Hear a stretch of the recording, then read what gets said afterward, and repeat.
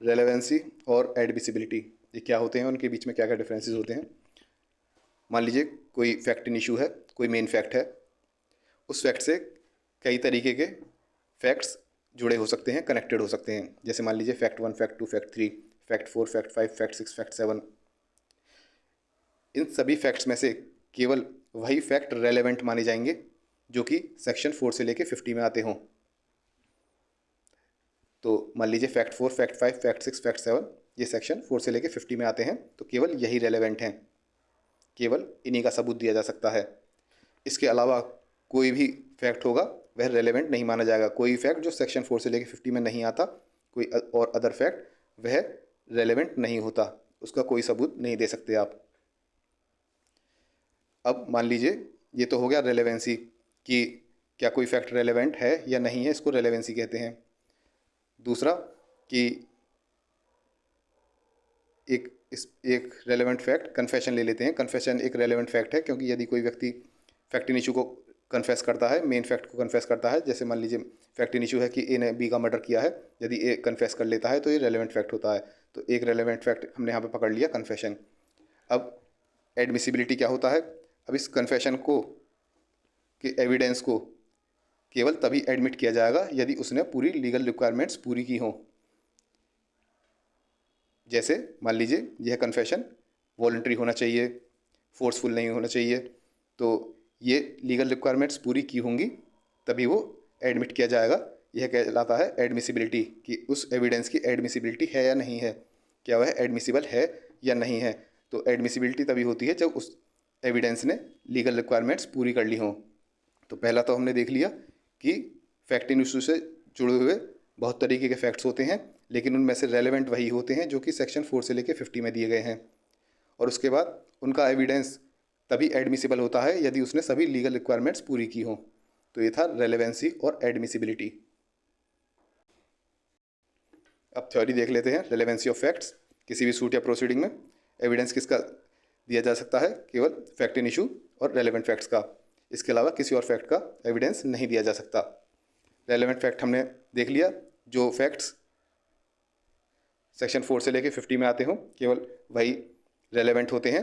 जैसे कि एक ही सेम ट्रांजैक्शन का पार्ट हो, फैक्ट इन इशू का ओकेजन, कॉज, इफेक्ट ये हो, किसी पार्टी का मोटिव, प्रिपरेशन, कंडक्ट, ऐसे कर कर ये पूरी लिस्ट है सेक्शन 4 से लेके 50 की। आप इसको रट लेना। जैसे इसमें से हमने कन्फेशन का एग्जांपल लिया था, कन्फेशन भी एक रेलेवेंट फैक्ट माना जाता है। ये सेक्शन 15 से लेके 25 के बीच में आता है।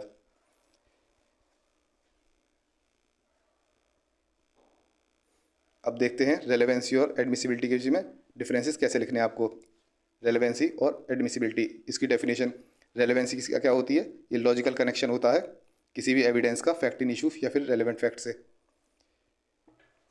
दूसरा एडमिसिबिलिटी क्या होता है? एडमिसिबिलिटी ये डिटरमाइन करता है कि रेलेवेंट एविडेंस जो है क्या वह लीगली इंट्रोड्यूस किया जा सकता है या नहीं किया जा सकता। इसका बेसिस क्या होता है? रेलेवेंसी का बेसिस होता है सेक्शन 4 से लेके 50 के अंदर जो फैक्ट्स इनके अंदर गवर्न किए जाते हैं वे रेलेवेंट होते हैं। और एडमिसिबिलिटी ये गवर्न किए जाते हैं स्पेसिफिक लीगल प्रोविजंस द्वारा, जिसमें कि प्रोसीजरल और स्टैट्यूटरी रिक्वायरमेंट्स होती हैं।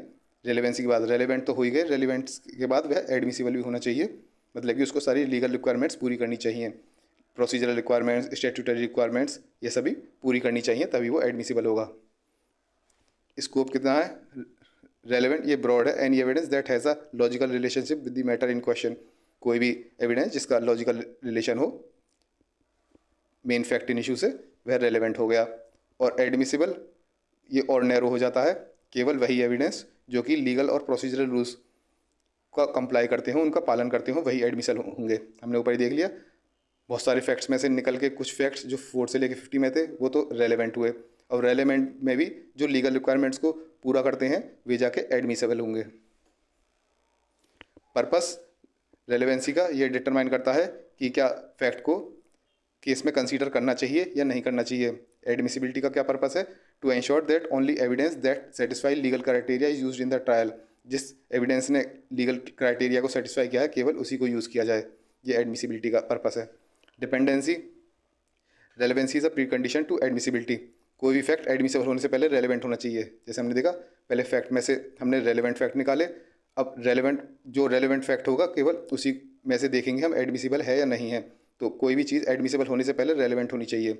Admissibility depends on both relevancy and compliance with legal requirements. एक तो रेलेवेंट होना चाहिए, रेलेवेंट के बाद यदि लीगल रिक्वायरमेंट पूरी करता है तभी एडमिसिबल है।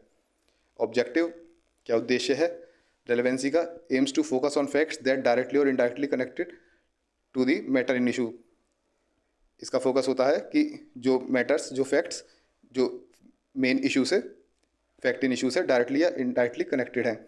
और एडमिसिबिलिटी का, it aims to ensure fairness and adherence to legal norms during trial. इसका एम होता है कि फेयरनेस एंश्योर करे और ये एंश्योर करे कि लीगल नॉर्म्स जो हैं, सभी लीगल रिक्वायरमेंट जो हैं वह पूरी की गई हैं या नहीं।